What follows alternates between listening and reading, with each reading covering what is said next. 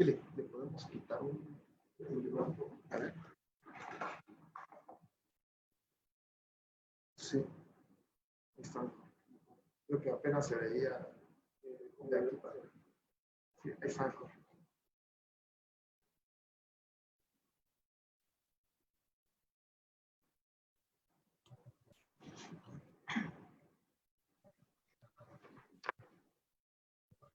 Ya está. Buenas tardes, bienvenidos al Foro de Acceso a la Justicia. Hoy tendremos un programa muy interesante porque tendremos la participación de destacados juristas, tanto del ámbito del Poder Judicial como de los abogados litigantes. Hemos preparado un programa muy especial, sobre todo porque, como hemos dicho, el derecho del acceso a la justicia es un derecho humano muy importante, puesto que es el que garantiza la eficacia de todos los demás derechos. Antes de empezar el programa de hoy, vamos a ver quiénes nos van a acompañar. Adelante, Daniel.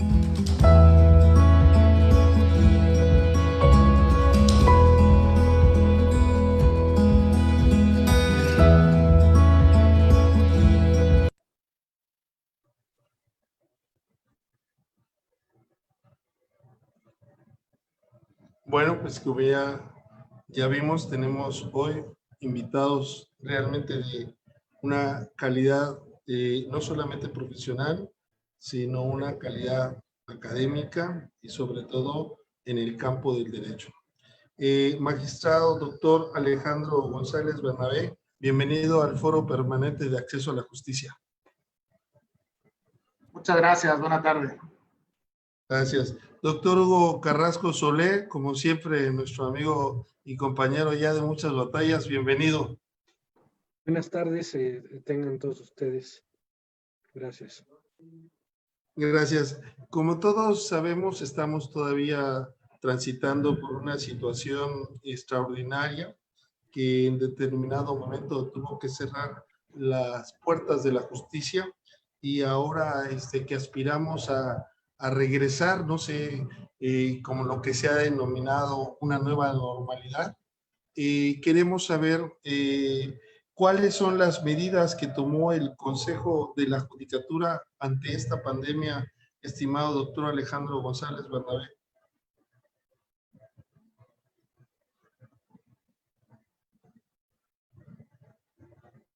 Si puede abrir su micrófono.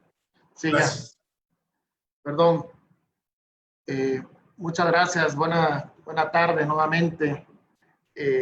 Agradezco en primer lugar al Centro de Estudios para la Construcción de Ciudadanía y la Seguridad, CECOSICE, de la Universidad Autónoma de Chiapas, así como a querido amigo el doctor Hugo Carrasco Solé y al doctor Alfonso Jaime Martínez Lascano, organizadores del Foro Permanente del Derecho de Acceso a la Justicia, por su cordial invitación a este espacio.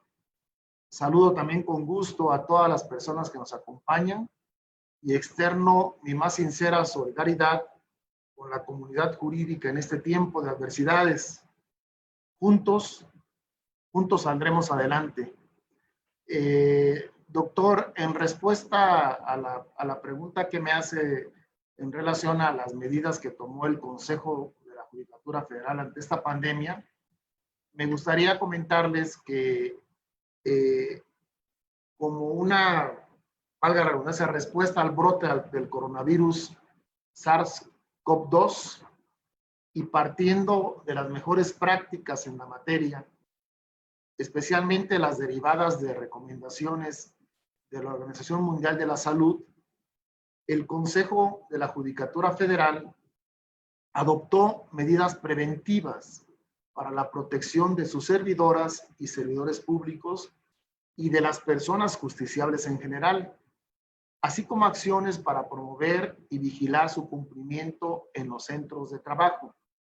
Como todos sabemos, constitucionalmente el Consejo tiene la facultad de emitir acuerdos generales para regular su funcionamiento interno y también para determinar lineamientos hacia los órganos jurisdiccionales.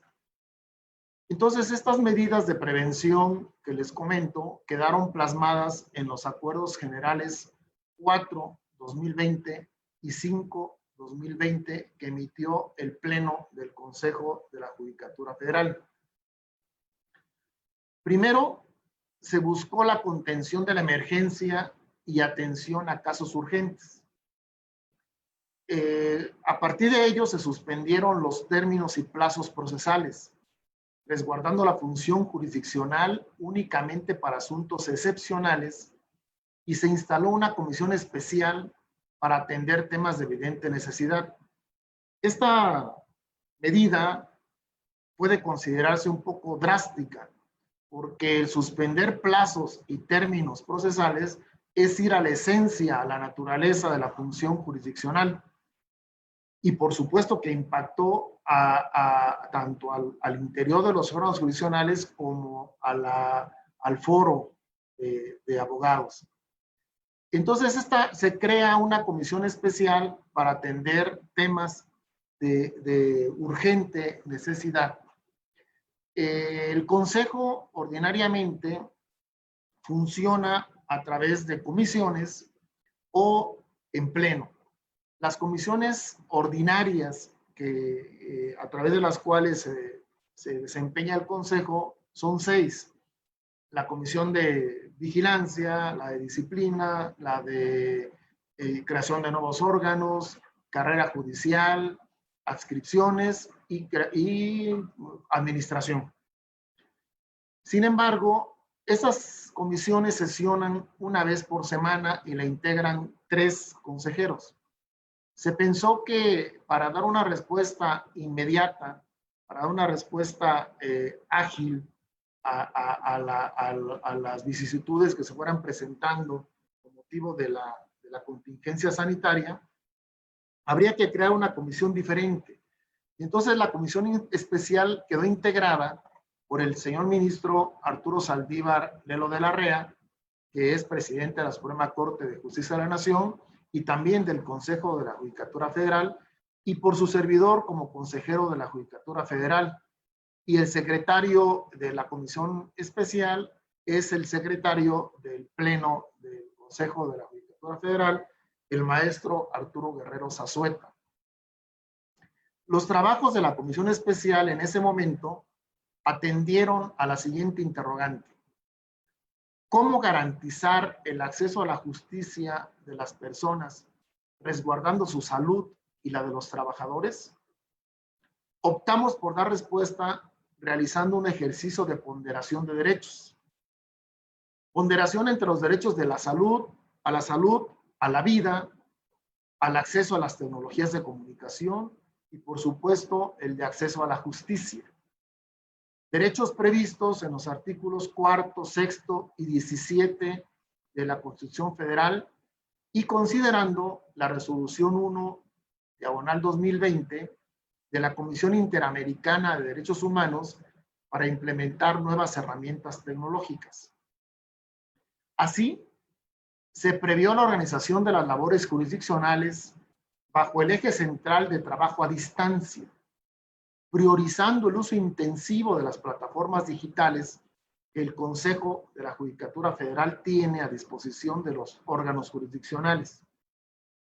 En este periodo se resolvieron juicios de amparo sobre temas urgentes solamente, como requerimientos de proporcionar medicamentos a pacientes con COVID-19, protección a médicos privados de su libertad en comunidades, el resguardo a personas en situación de vulnerabilidad para permitirles trabajar a distancia, la tutela de mujeres e infantes agredidos en el seno familiar a causa del confinamiento, entre otros. Funcionaron también los centros de justicia penal federal y su actuación se delimitó a determinaciones igual de carácter urgente como calificaciones de detenciones, vinculaciones a proceso, implementación de medidas cautelares relacionadas a prisión preventiva y resoluciones de extradiciones. Como ven, estuvo bastante acotado aún en los centros de justicia penal federal el tipo de asuntos que podían ventilarse. Poco a poco se fue ampliando el margen de actividades de los impartidores de justicia, desde habilitar a los tribunales federales para sesionar en forma virtual mediante un servidor de videoconferencias con el objetivo de abatir rezago, hasta iniciar con tramitación de juicios en línea.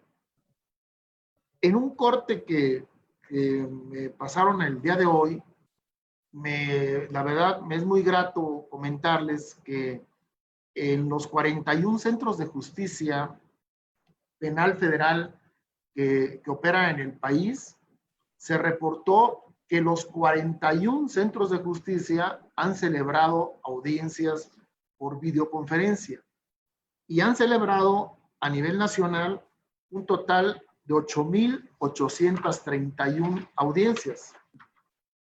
Al 31 de agosto se habían desahogado, voy a señalar nada más algunos números, 3,594 audiencias iniciales, 1,180 procedimientos abreviados, 1,130 procedimientos de ejecución, aparte de revisión de medidas cautelares, audiencias intermedias, ya se han celebrado audiencias de juicio, cumplimientos ejecutorias, validez de actos procedimentales, etc. Un total, insisto, de 8,831 audiencias de marzo a agosto de este año.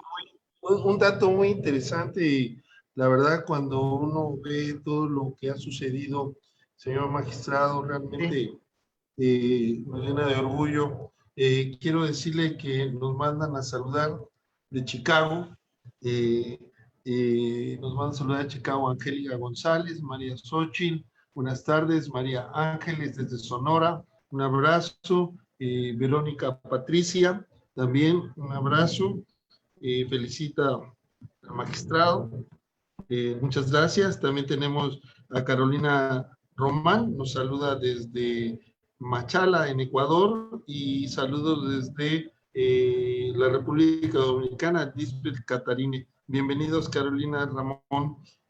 Saludos al magistrado González Bernabé, al doctor Carrasco y al doctor Martínez Lascano. Gracias, Baden García. Saludos de México, de la Ciudad de México, María López. Bienvenidos. Queremos también decirles de Colima, nos saludan también de San Luis Potosí, la doctora Blanca Torres, una gran amiga, Julio Cervantes de Sinaloa. Creo que es un tema muy importante el que estamos tocando y los datos que nos da, y realmente pareciera que no está tan paralizada la justicia en México con estos datos. ¿Cuál es la visión, doctor Hugo Carrasco Solé, como abogado postulante ante las medidas que el Poder Judicial de la Federación ha implementado?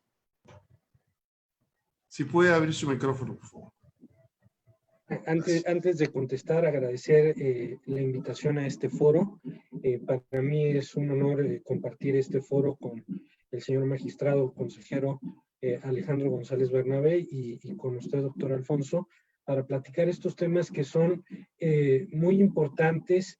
Creo que, como usted lo menciona, doctor Alfonso, el tener todos estos datos y saber que está trabajando, que está operando, desde luego, como lo hemos mencionado en otras ocasiones, la pandemia es una circunstancia que nos tomó desprevenidos a todos. Nadie pensaba que pudiera suceder una circunstancia de esta magnitud a nivel global. No es un caso particular en México.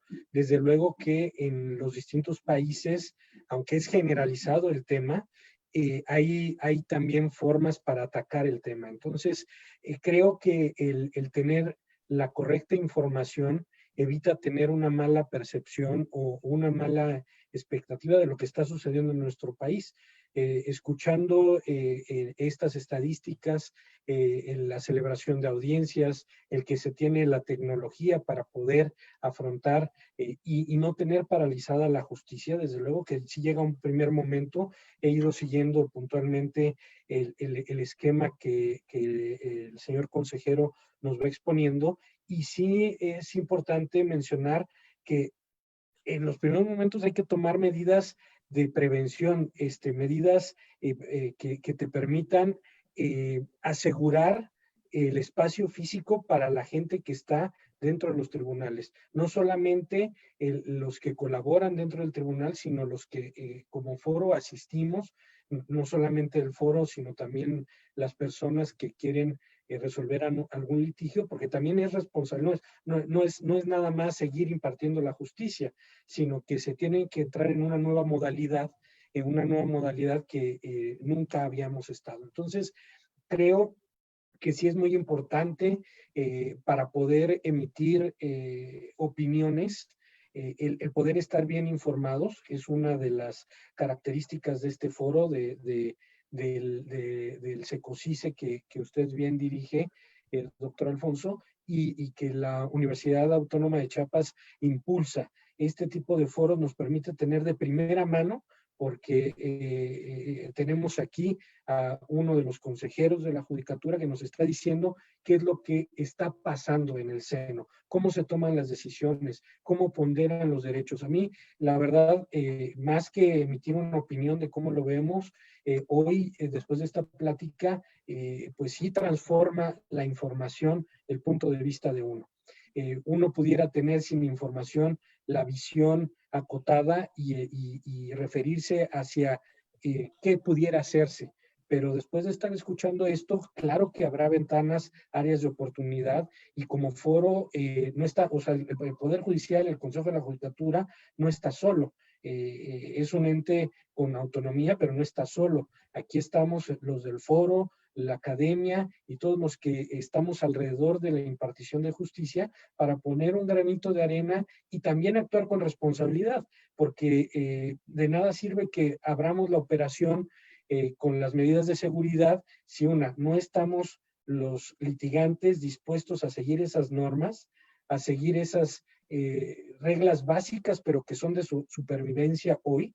El guardar la sana distancia, el llevar todos los códigos de etiqueta que ahora se utilizan para poder preservar la salud, y también atender a los medios electrónicos y capacitarnos para poder acceder a esos medios electrónicos. De nada me sirve un poder judicial que tenga acceso a esos medios electrónicos hoy en día si no tengo en el foro la capacidad para poder pedir mi firma electrónica para poderlo comenzar a usar. Entonces también nosotros estamos para exigir, pero también somos corresponsables y debemos actuar en consonancia a esta corresponsabilidad. Muy bien, doctor. Muy bien, una visión desde el otro lado de la trinchera de los justiciables. Y bajo esa tesitura, yo le preguntaría, a pesar de que no hay un detenimiento total de la justicia de acuerdo con los datos que se han manejado, ¿el Consejo de la Judicatura está preparado para reanudar las labores bajo esta nueva normalidad, doctor magistrado Alejandro González Bernabé?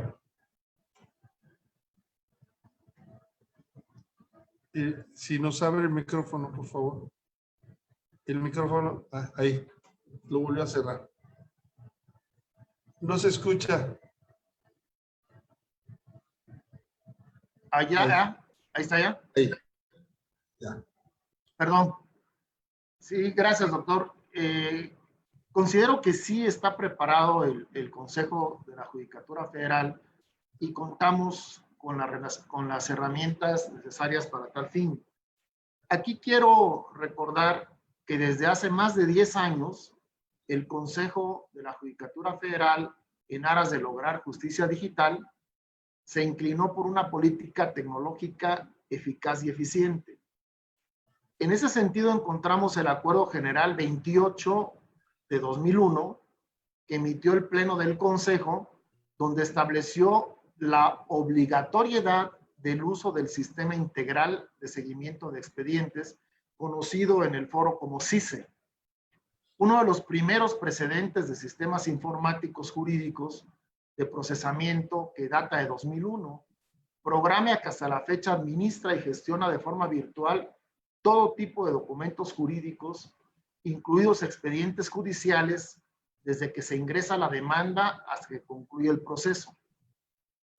A partir de 2011, con la actualización de la versión 2.0, se incluyó la herramienta denominada WordSISE, aplicación informática que permite al programa Microsoft Office Word vincular la información contenida en SISE con documentos judiciales elaborados por medio de plantillas o formatos previamente creados. El usuario de esta aplicación puede crear esquemas, administrar plantillas y generar documentos que le permiten la integración del expediente electrónico, así como el uso de la firma electrónica. No soslayo la reforma a la Ley de Amparo 2013, que introdujo la posibilidad de presentar demandas a través de medios electrónicos y reguló el uso de la firma electrónica certificada del Poder Judicial de la Federación, conocida como FIREL por sus siglas, y también reguló el expediente electrónico. En otras palabras, desde 2013 existía la posibilidad de tramitar juicios de amparo en línea, pero eran muy pocos los asuntos que así se instauraban, a pesar de contar con un importante desarrollo digital del Poder Judicial de la Federación.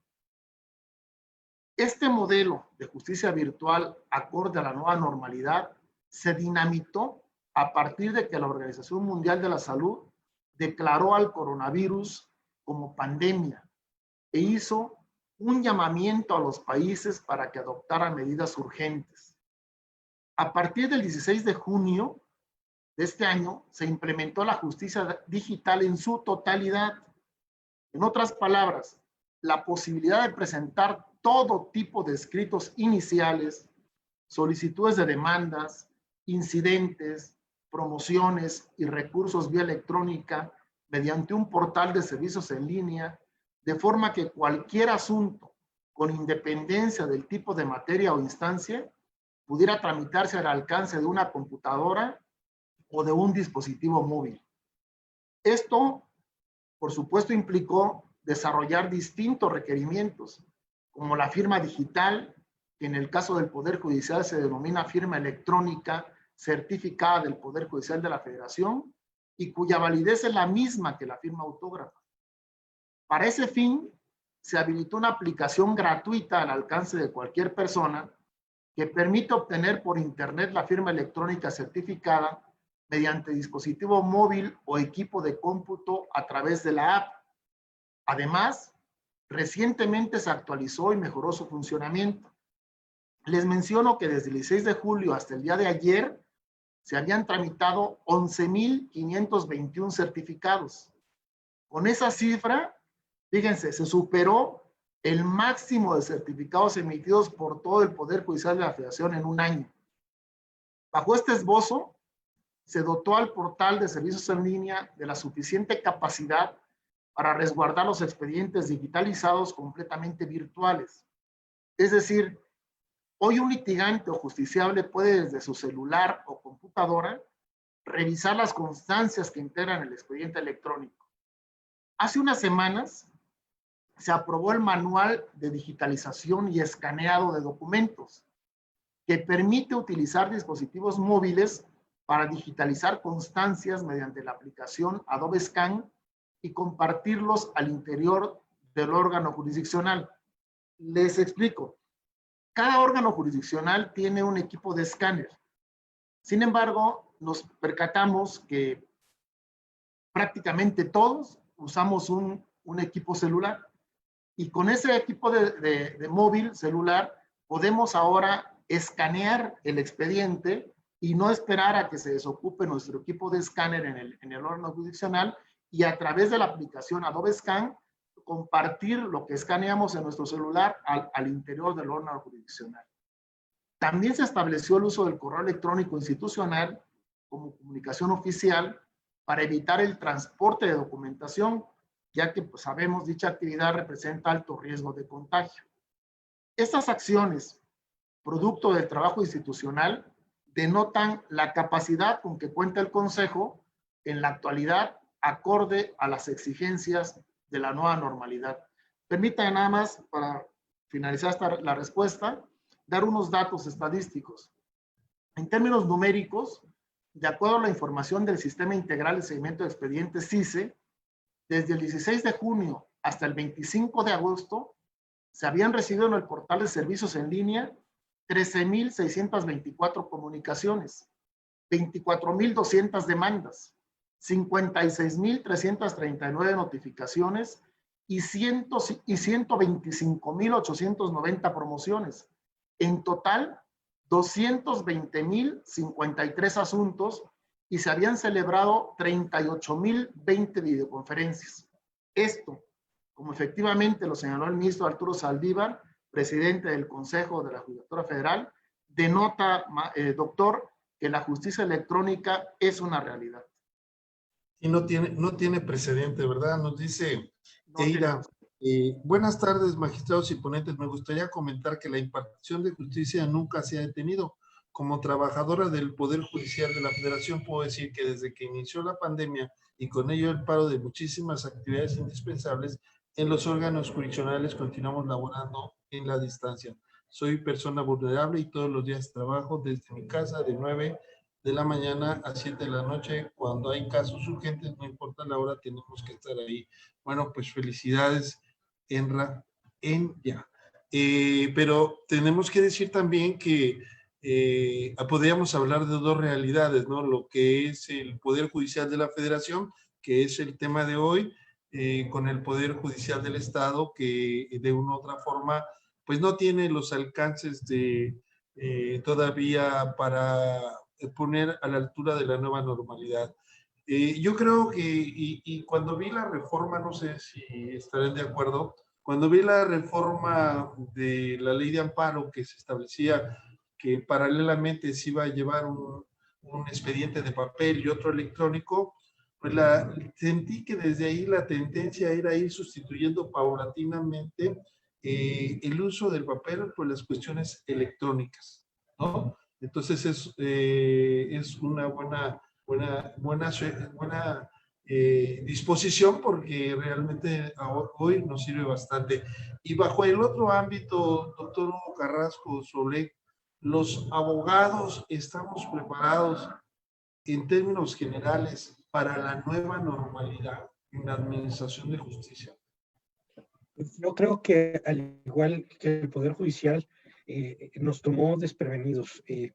Para poder actuar en la nueva normalidad, poder gozar de los beneficios de este sistema electrónico digitalizado, pues también tenemos nosotros que trabajar en nuestra propia capacitación, en conseguir las firmas, porque pues las firmas electrónicas o el acceso a los sistemas está, pero hay que cumplir con todo rigor para poder acceder en las distintas instancias.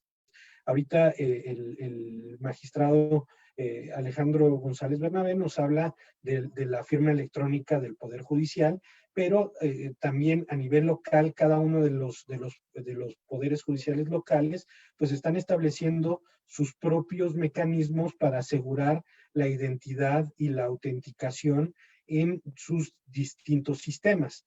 Entonces, es un trabajo que tenemos que hacer, es una realidad en la que a la que tenemos que enfrentarnos.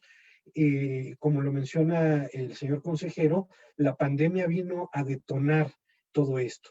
Hoy creo, y usted, doctor Alfonso, estaba mencionando ahorita que pareciera que íbamos por un camino de paulatino cambio. Esta pandemia viene a cambiar ese paulatino cambio por una necesidad en la que el que no se logra incorporar a esta nueva normalidad va a quedar fuera. Y va a quedar fuera, eso sí, y hay un área de oportunidad y un área en donde creo que todos debemos de pensar. Yo, desde luego, pugno por incorporar a la tecnología al sistema de impartición de justicia porque tiene muchísimos beneficios. Hablamos de cuestiones, por ejemplo, el Poder Judicial tiene problemas como todos los poderes presupuestarios, pero, por ejemplo, podría uno pensar en tener más tribunales, más órganos que pudieran asistir por la vía virtual sin tenerse que preocupar por la construcción de edificios, sin tener que preocuparse por el almacenamiento físico, que hay que ir un poquito para atrás. En el temblor del 85, el Tribunal Superior de Justicia perdió muchísimos expedientes con el temblor. Perdió, ¿por qué? Porque todo estaba físico. Entonces, y porque pesan, o sea, los expedientes pesan, los archiveros ahí están, pesan y hay una infraestructura y un presupuesto. Ahora, no quiere decir que al volvernos volver todo hacia la tecnología, no se necesite presupuesto. Sí se necesita, se tiene uno que traer la tecnología y es necesaria, pero creo que nos viene a cambiar el mundo, el desplazamiento, el ir a tribunales. Antes, tener que ir hasta el tribunal para ir por una copia certificada con todo lo que ello conllevaba, y también tiene aristas de disminución del tema de la corrupción. Porque ya es más difícil el contacto entre las personas para poder obtener información que no se debiera de tener cuando lo tienes todo autenticado por medio de firmas. No hay que dejar atrás que es un sistema o son sistemas que hay que mantener continuamente a la vanguardia para que no los hackeen, para que no sean vulnerables. O sea, no es la panacea, también hay que trabajar, pero creo que vamos por buen camino. No creo que como Estamos teniendo un poco de problemas con la... podemos atender más asuntos, podemos atender a más personas sin vivirlo de esta manera, incorporarnos y capacitarnos. Y ahí es donde creo que desde la academia se vincula este tema que está llevando el Poder Judicial con lo que se necesita en el foro y lo que hacen las universidades. Lo que debemos de hacer también desde las universidades es ayudar a esa capacitación que hoy es tan necesaria en los abogados que vienen formándose y que están en las escuelas, en las facultades, en los posgrados, y los que ya están formados, porque también hay que reconocer que tenemos dos problemas, uno generacional, una barrera generacional, que hay gente que no puede con la tecnología y no los podemos dejar fuera, y la segunda, la económica. Hay gente que no tiene acceso a las computadoras, y eso es una realidad. No tiene acceso a los teléfonos. No los podemos dejar fuera, pero creo que vamos por buen camino. Muy bien, muy bien. Y eso nos lleva a dos preguntas que Xochitl, buenas tardes, nos hace ella. Uno dice, ¿qué tan confiables y seguros son los medios de tecnología para realizar denuncias o resultados en algún caso? Esa es una. Y el tema que tocaba el doctor Hugo Carrasco respecto a que no todos tenemos acceso a la tecnología. Pregunta Angélica González, magistrado, buenas tardes. ¿Considera que las comunidades aisladas de la tecnología podrán de alguna manera encontrar la justicia digital? ¿Y qué podría usted para este derecho sea más amplio para todos? Y el magistrado Filiberto López Zavala terminó su labor en abril de este año en la Sala Regional Colegiada Mixtas 04 de Pichucalco, ponencia C, y a la fecha no se ha pagado.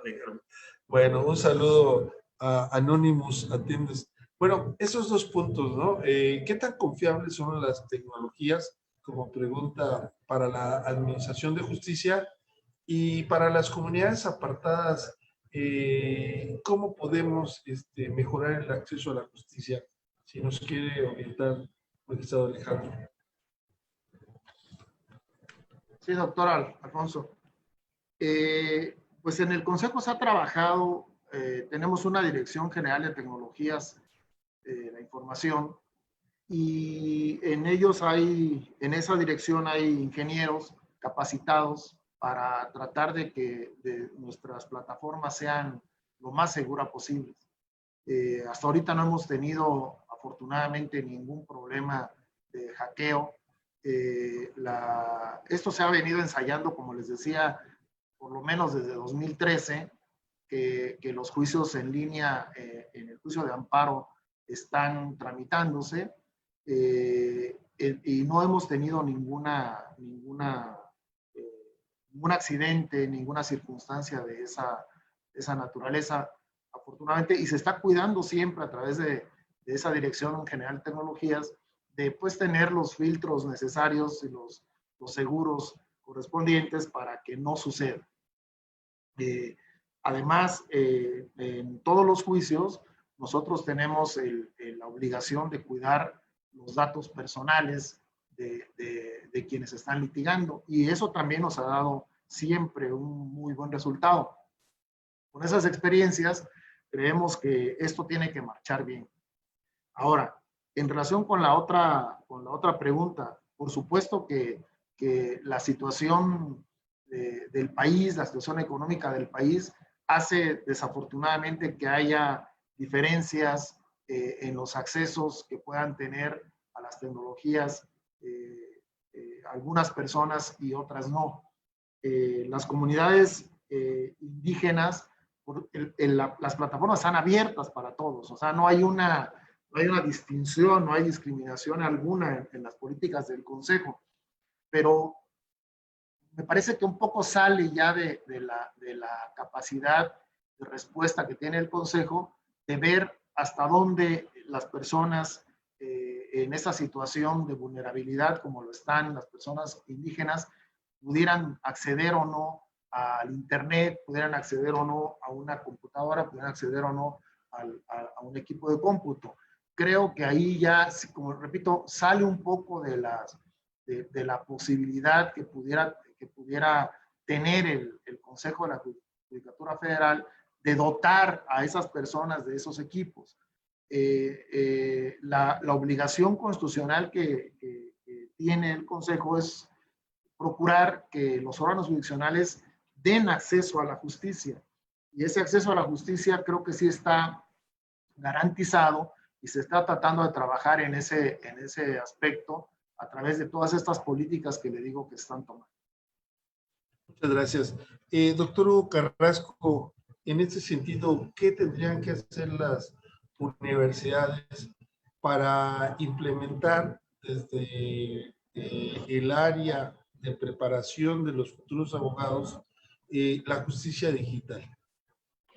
Antes de contestar, doctor Alfonso, dos ideas rápidas respecto de la anterior pregunta que creo que podrían ayudar a construir respecto de cómo poder dotar o dar acceso. Desde luego, siempre hay ciertas limitaciones, pero yo recuerdo, señor magistrado, que el Poder Judicial manejó esta figura de los kioscos informáticos. No sé si lo sigan manejando todavía, pero podrían establecerse un tipo de kioscos en ciertas zonas en donde están grupos vulnerables o zonas indígenas, en donde tuvieran acceso no solo al kiosco. No es responsabilidad, desde luego, del Poder Judicial dotar a cada persona de un sistema de cómputo, pero a lo mejor tener esos kioscos disponibles con personas capacitadas para manejar esos kioscos y dar acceso. Y aquí utilizar la otra figura. ¿Qué sucede precisamente cuando tenemos alguna persona o algún indígena o alguna persona que no habla el idioma castellano, el lenguaje? Y pues les ponemos peritos traductores. Entonces podríamos también pensar en esos kioscos, o sea, serían lugares muy específicos en donde tener personas especializadas para que puedan ayudar al acceso a la justicia a hacer esos planteamientos. Podría ser a través también de la Defensoría de Oficio.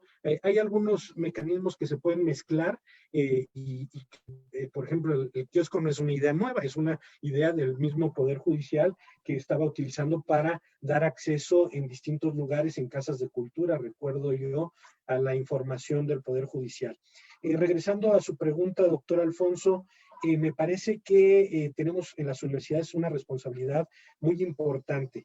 En los planes de estudio, no solamente incorporar las materias desde el punto de vista teórico, sino también en la práctica.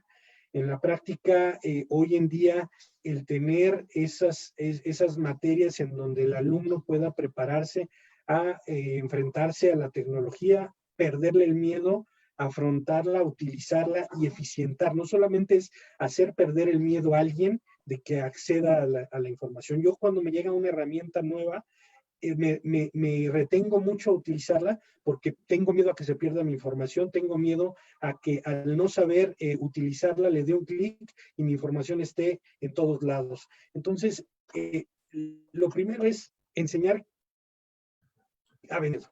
Segundo, ya habiendo vencido el miedo, a sacarle el mejor provecho a la tecnología e incorporarla como un modus vivendi.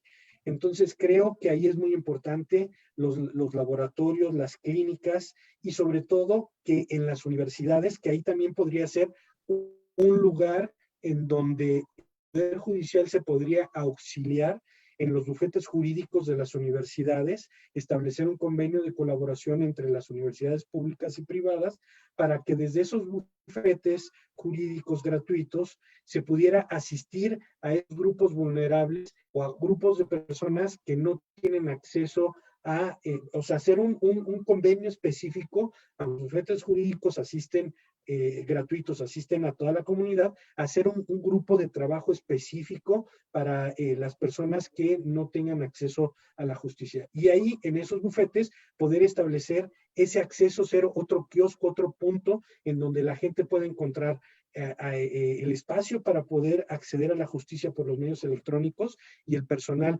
tanto tecnológico como técnico jurídico, que le pueda ayudar a acceder a la justicia.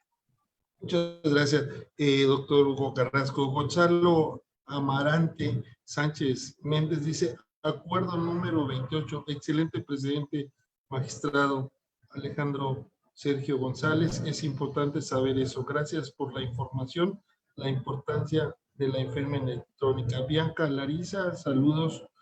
Maile Gil, excelentes ponencias. Anita Pérez, saludos. Y también dice María Soule, ¿y cómo se dará acceso a las personas que no tienen acceso a medios tecnológicos? Ya se contestó. ¿Qué piensa el Poder Judicial de la Federación? Y dice, es la más valiosa información que he recibido sobre el Poder Judicial de la Federación. Agradezco a los panelistas la explicación sencilla sobre los avances del Poder Judicial. Pues muchas gracias. Las universidades necesitan profesores como ustedes, son los mejores. Bueno, gracias. Y hay una pregunta que quisiera, bueno, son dos preguntas para ambos, ¿verdad? Una la hace María Xochitl, que dice, ¿los juicios en línea podrían acortar los tiempos de los procesos? Y la otra sería, ¿qué tan importante es la ética en los operadores jurídicos en estos tiempos de pandemia? Por favor, magistrado Alejandro González Bernabé. Sí, gracias.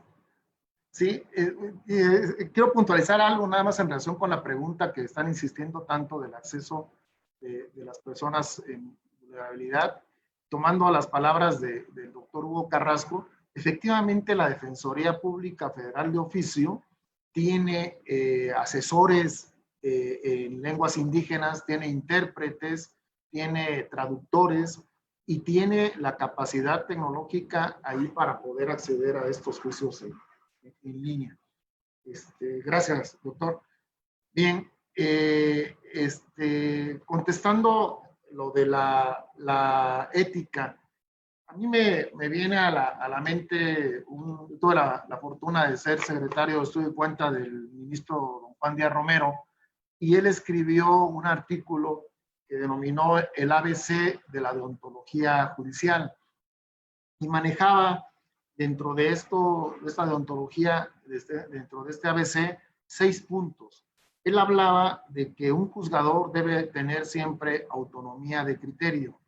Autonomía de criterio hacia las autoridades que pueden presionar o que quieren a veces presionar para que la resolución salga en algún sentido, pero también autonomía hacia los propios particulares que por razones lógicas pretenden que sus asuntos se resuelvan en el sentido que les pueda favorecer. Hablaba también de benevolencia en el trato. El trato benevolente, no solamente hacia los iguales o hacia los que jerárquicamente están por encima de uno en algún momento, sino benevolencia en el trato, sobre todo con los que por alguna circunstancia están en una situación de subordinación laboral. Hablaba también de una conducta correcta al interior del órgano jurisdiccional y también fuera de ese órgano jurisdiccional. Recuerdo muy bien que decía, bueno, y esa conducta tiene que ser también afuera, porque ¿quién va a confiar, decía el ministro, quién va a confiar en un juez borracho?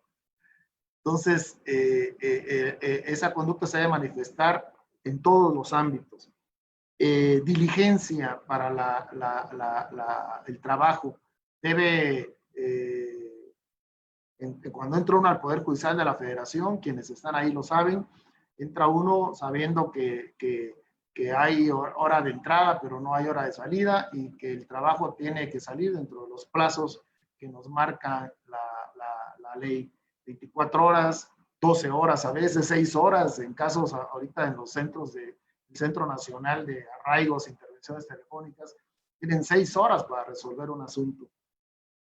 Excelencia técnica, esto implica preparación constante, preparación actualizada, el conocer la norma, la ley, la jurisprudencia nacional, la jurisprudencia internacional. Entonces, esto debe dar la excelencia técnica en el conocimiento jurídico. Y por último, quisiera mencionar que debe haber siempre, para que se pueda hablar de un proceder ético, debe existir fidelidad a la justicia.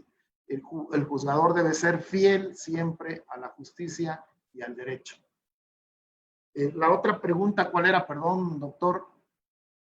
Si se abreviaba el tiempo, sí. Haciéndose los juicios en línea. Sí, gracias. Sí, yo considero que ahorita estamos en una etapa, en un proceso de aprendizaje de todos, no solamente de los que estamos dentro de un órgano jurisdiccional, sino también lo decía el doctor Hugo, también del foro, de los abogados postulantes. Estamos aprendiendo a litigar a distancia, estamos aprendiendo a tramitar nuestros juicios en línea. Estábamos muy acostumbrados a necesariamente ir a ver el expediente físicamente, hasta por una copia, como bien decía el doctor, ir al juzgado para que nos dieran la copia y estar seguros de que llevara el sello y llevara la firma. Por supuesto que el juicio en línea va a ahorrar tiempos, va a ahorrar traslados, va a ahorrar trámites, y va a hacer que las decisiones se tomen mucho más rápido. Sin duda alguna, doctor Alfonso, van a acortarse los tiempos en la tramitación de la resolución de los asuntos. Excelente. Doctor Hugo, las mismas preguntas respecto a la ética en los abogados en este tiempo de pandemia. Sobre todo se me ocurre a mí, nada más para agregar un poco, si me lo permite, doctor. Por ejemplo, los abogados a veces, hay que decirlo, somos medio no muy éticos, ¿no? Porque, por ejemplo, habla un cliente y le dice, ¿sabe qué me quiere notificar? No, escóndase, niéguese, ¿no? Tenemos muchos problemas, ¿no?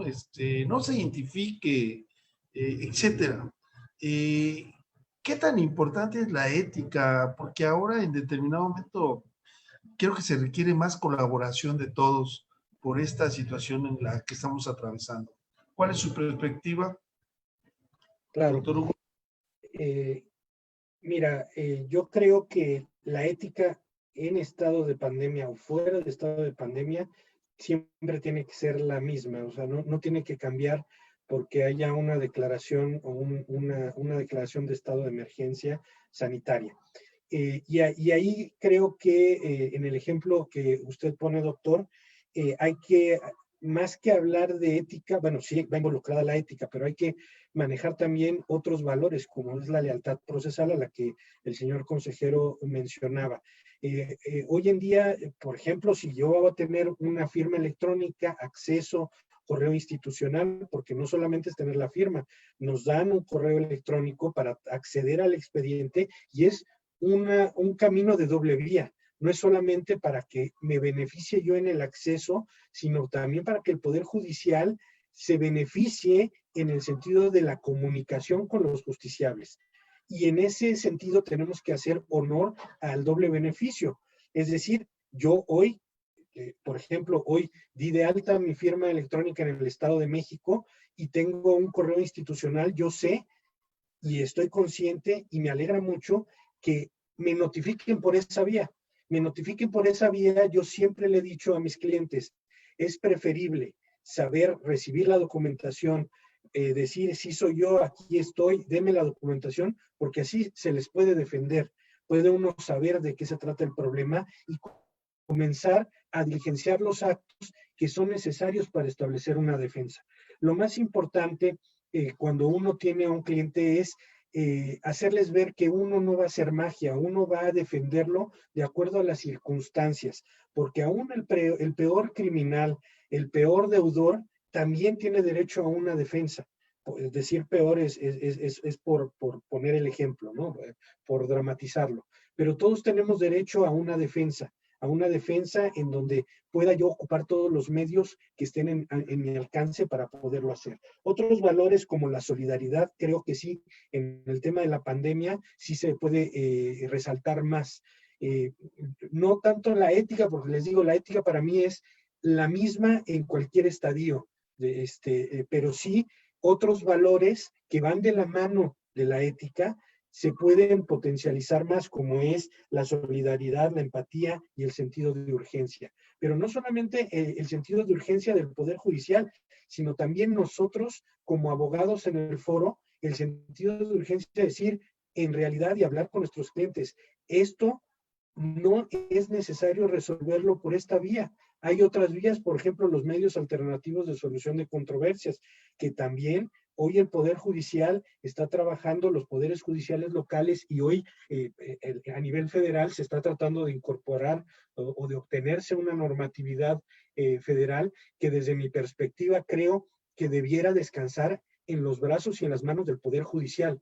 He escuchado algunas iniciativas en donde quieren que descanse, por ejemplo, la mediación bajo la Secretaría de Gobernación o bajo un Consejo Autónomo de Mediadores. No, yo creo que el tema de la mediación debe descansar y debe ser abrazado por el Poder Judicial, sea automatizado o no sea automatizado. Debe de ser regulado y manejado bajo los brazos del Poder Judicial. Y también en ese sentido acudir a las otras vías, a los medios alternativos, a la mediación, al arbitraje, a la conciliación, porque no se trata solamente de resolver conflictos a través del Poder Judicial. Hoy todo lo queremos resolver a través de un juicio, de llevar a los justiciables y decir, no se preocupe, vamos a ir a un juicio. No, hay que acudir a los otros medios, como son los medios alternativos de solución de controversias, que también sé que el Consejo de la Judicatura ha estado haciendo mucho al respecto y tal vez sería materia de otra plática, pero va también de la línea con la segunda pregunta. ¿Qué tanto puede agilizar los juicios en línea? Yo creo que todo puede agilizarlo mucho siempre y cuando todos los operadores dentro del Poder Judicial, fuera del Poder Judicial, estemos dispuestos a que funcione. Cuando tenemos una herramienta que es valiosa porque todos la utilizan, porque todos le dan un valor y todos le tienen lealtad procesal al uso de esa herramienta.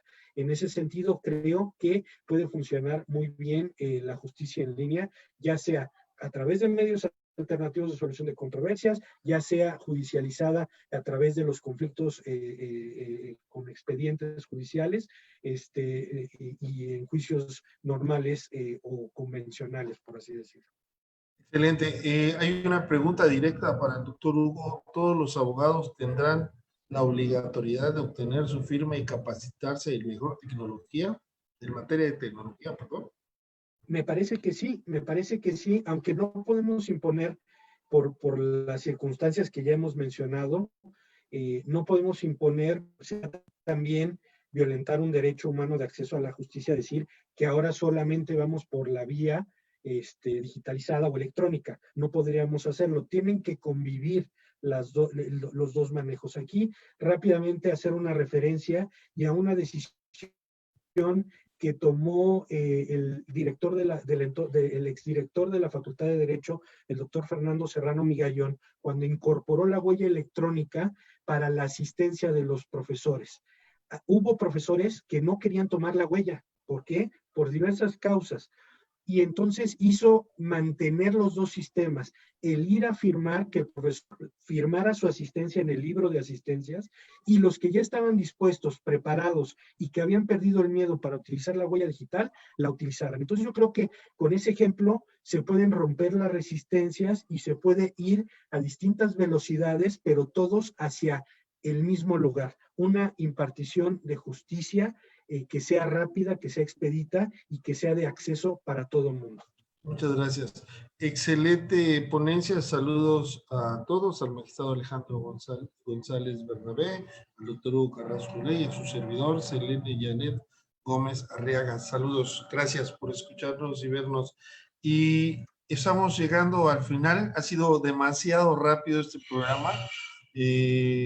Vamos a emplazar aquí a nuestros electos ponentes para que regresemos en otro foro más de acceso a la justicia, pero quisiera hacer la última, y va a ser una exigencia, pues no sé qué tanto, ¿verdad? Pero en Colombia me invitaron a que hablara sobre el acceso a la justicia en la post-pandemia, cuando todavía no sabemos ni cuándo va a terminar, ¿verdad? Entonces es un tema como que uno no es pitonizo, ¿no? Pero bajo esa tesitura, pensando un poquito con los elementos que tenemos y con la forma de que podemos prevenir esta enfermedad con la sana distancia, la higiene, etcétera, ¿cómo vislumbran que saldremos de esta etapa en el acceso a la justicia? Por favor,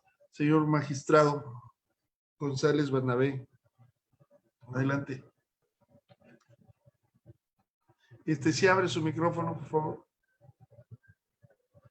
Ahí está ya. Perfecto. Ahí está ya. Sí, muchas gracias, doctor. Yo creo que la actuación de todas y cada una de las personas, tanto que trabajamos en el Poder Judicial de la Federación como los abogados postulantes, los justiciables, la actuación de cada uno de nosotros será un factor clave en la correcta y eficiente impartición de justicia, y de manera destacada en la preservación de nuestra salud, la de nuestros colegas, la de las personas justiciables y la de nuestros seres queridos. De ese tamaño, doctor, es nuestra responsabilidad, y de esa magnitud deberá ser nuestro compromiso. Se fijan bases, se establecen parámetros, se fijan también metas, pero como lo afirmó el día de hoy el ministro presidente, el reto para el futuro inmediato, mientras dura la pandemia a la cual nos hemos tenido que venir adaptando, es sentar las bases para que esta justicia, y sobre todo la justicia digital, pueda llegar a todas las personas en nuestro país. Yo he venido sosteniendo en diversas pláticas que la adversidad visibiliza las oportunidades de cambio. buscamos transformar al Poder Judicial en una institución accesible, tecnológica y humana para beneficio de todos, doctor. Muchas gracias. Doctor Hugo Carrasco, ¿cómo visualiza usted el acceso a la justicia en esta época de transición, pero en un futuro, hablaríamos de la pospandemia? Mira, yo tengo desafortunadamente la visión de que para salir de la pandemia y para poder empezar a hablar de la pospandemia, mucha gente está pensando que va a ser en septiembre, en octubre, en noviembre, y en realidad no es así. En realidad, no solo necesitamos que las curvas en términos de ser infectados vaya bajando, sino por el otro lado, que empiecen a funcionar las vacunas, que estén todas las vacunas disponibles para todas las personas, porque desafortunadamente, como lo he dicho en otras ocasiones, hasta que no, y por eso hablaba yo del valor de la solidaridad, y aquí quiero volver a remarcar ese punto, hasta que no estemos todos exentos de poder estar enfermos, no estamos a salvo nadie. Y aquí el tema de la solidaridad es el que tiene que movernos. Si tenemos herramientas, obviamente la sana distancia física es lo más importante. Hoy en día, el traer el tapabocas, el guardar las reglas de etiqueta, pero si hoy, por ejemplo, tenemos ya a disposición de los tribunales, de una u otra manera se tiene disposición de medios electrónicos, utilicémoslo.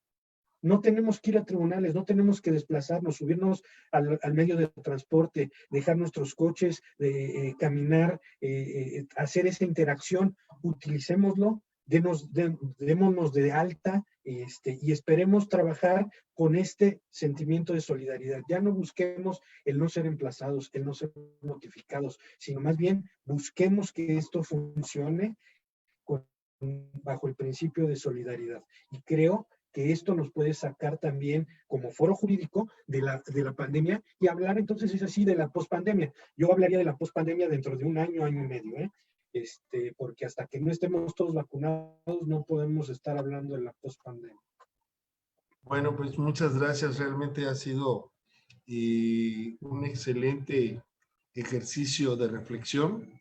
El abogado Carolín dice muchas gracias, excelente ponencia, saludos de Machala, Ecuador.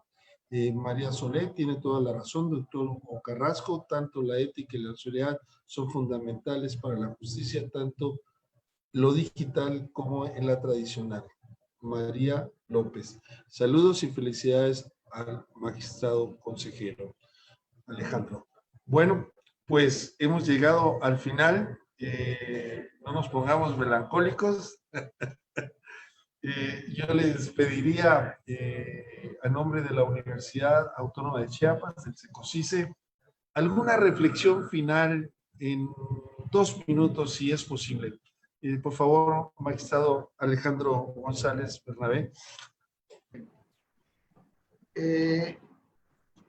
Sigamos cuidándonos y hagamos uso de las herramientas tecnológicas que a medida de lo posible se están poniendo al alcance de todos.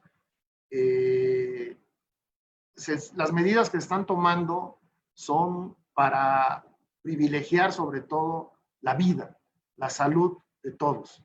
Entonces, el cuidado, y retomando las palabras del doctor Hugo, la solidaridad en todos hará que esta pandemia la logremos sortear, la logremos salvar.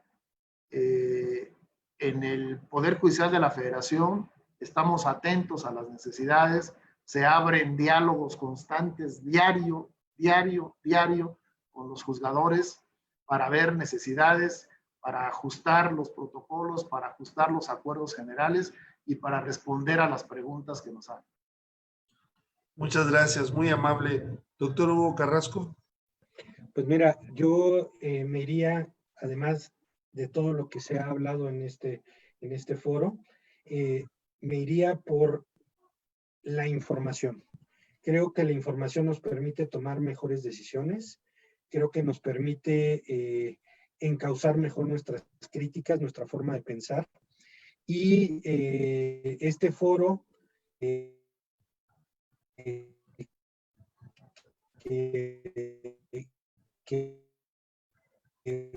usted muy bien dirige a través de hoy, nos deja una estampa diferente a la que teníamos, al menos en algunas conversaciones que hemos tenido, sobre el papel del Poder Judicial Federal respecto de este tema en particular. Claro que hay muchas áreas de oportunidad, claro que se están trabajando, no podemos bajar la guardia, pero creo que es muy importante mantenernos informados, estar trabajando por la educación, por el entrenamiento, la capacitación y estar informados para ser mejores operadores jurídicos y sobre todo para poder ser mejores personas.